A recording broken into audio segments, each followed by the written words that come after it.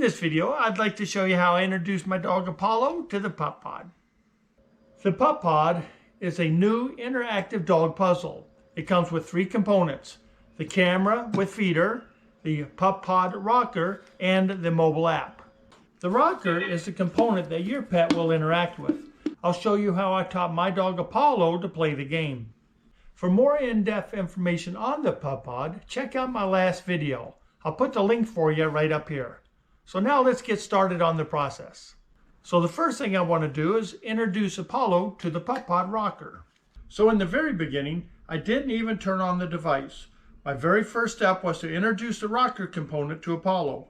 So I just sat on the ground with the rocker and let Apollo come up and sniff it. Next, I want Apollo to touch the rocker and move it.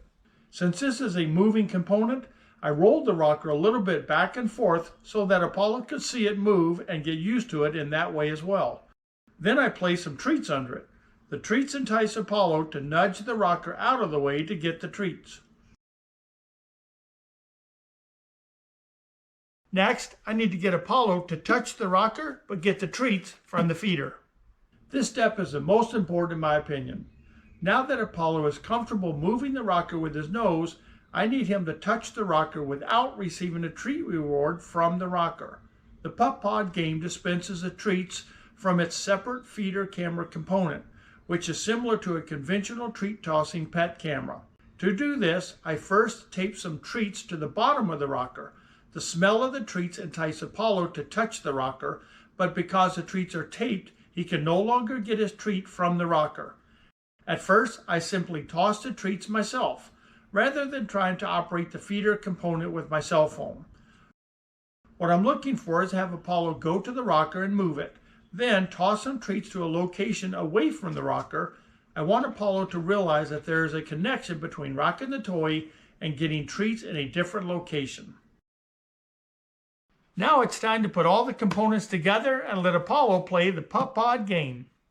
So now that Apollo has learned to move the rocker and get his treats in an alternative way, I can step out of the picture and let him play while I control the treat tossing from the mobile app.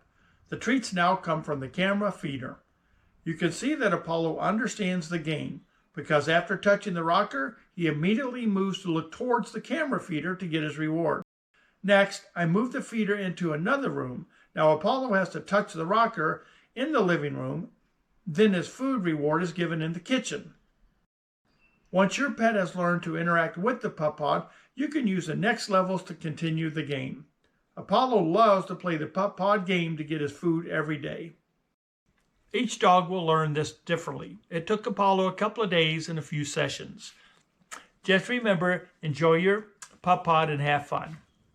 And until next time, keep your paws on the road. Bye. Bye.